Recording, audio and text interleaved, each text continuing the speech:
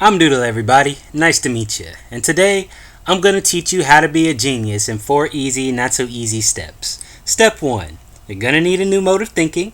Step 2, extrapolation. Step 3, see the greatest amount of detail in any given thing. And step 4, you got to come to accurate conclusions. It's not as hard as you might think, so don't panic. Turns out that geniuses all have these 4 things in common. And so now I'll take you through them.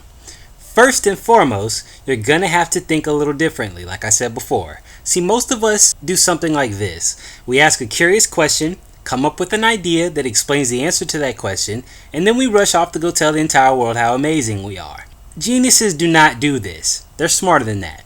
Instead, what they do is ask that same question and then immediately do some research to check whether there's already a legitimate answer to it or not. They do not assume that there is no legitimate answer to their question before they've even done the research. That's what dummies do. But you're no dummy. You're trying to be a genius. So do your research. Once they've confirmed that their question is indeed currently unanswered, they go on to step 1B, which is they learn as much about the subject in question as possible before moving on to step 1C. Now a genius begins generating ideas on what might explain the answer to his initial question. I cannot stress to you how important the distance is between step 1A and step 1C. You do not come up with an explanation before you've even done your research. Why? Because geniuses know that that's the perfect way to look like a complete and utter noob in the face of people who actually know what the hell it is they're talking about. They know that not everything is possible, and this realization guides their thinking to align themselves with only those things which are plausible. So that is why generating the idea comes after the research, not before. Now, once the genius has generated a plausible explanation to his question, he soon begins racking his mind again. Not because he's trying to generate another idea, but because he's trying to figure out the best way to put the validity of his idea to the test.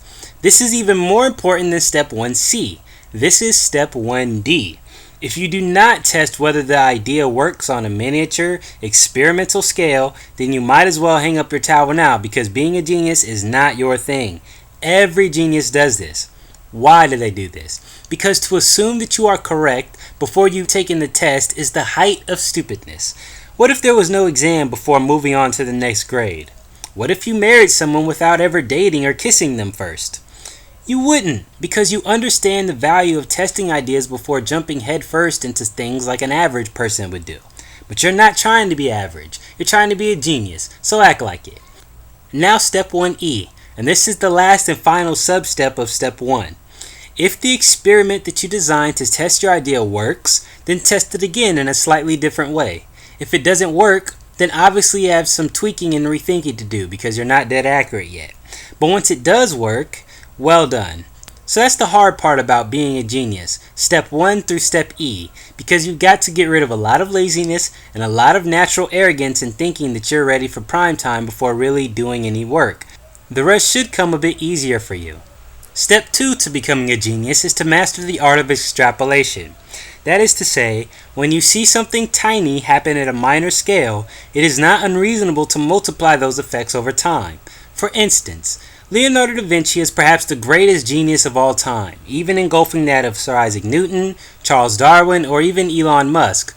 And the one thing that made him so exceptional is because 500 years ago, almost no one adopted the step 1 method of thinking, and no one could extrapolate better than he could.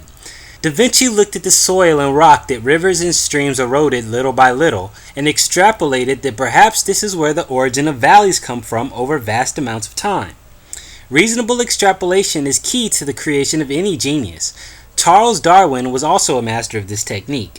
He looked at the similarities between the skeletons of all land animals, including humans, and extrapolated that perhaps they are originated from the same common species. Then he looked at the fish and concluded that all fish must be related. Then he realized that all plants are similar too, and therefore must also all be related.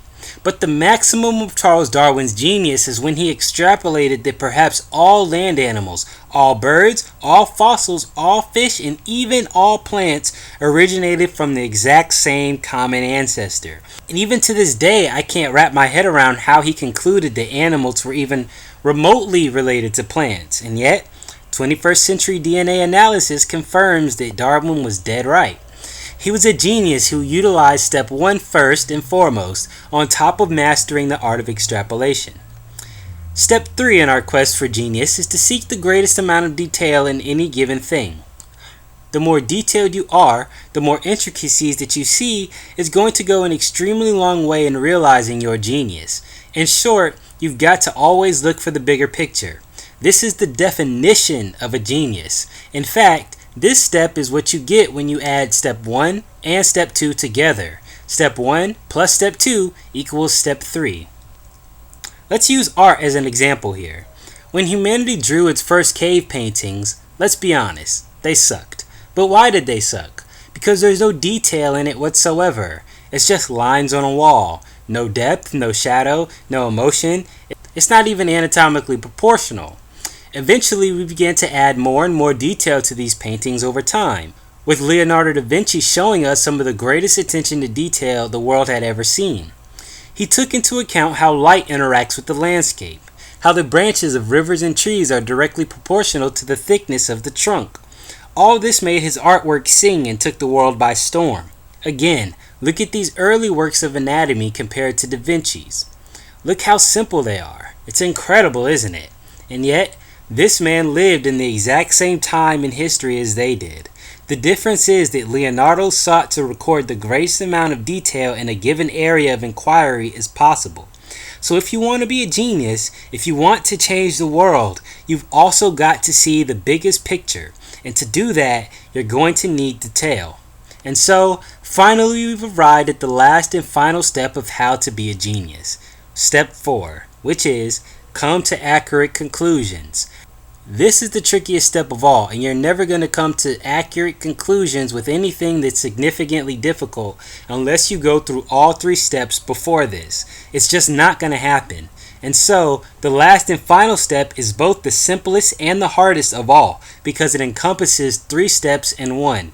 In fact, step 1 plus step 2 plus step 3 equals step 4. So now you know how to be a complete and utter genius who changes the world. But before I go, I want to leave you with one last bonus step. Aim to simplify things as best you can. Because just as Einstein said, if you can't explain it simply, you don't know it well enough. So let's aim to simplify the 4 steps even further. Test every idea and learn how to see the bigger picture. Which is, for the most part, this big ass red button.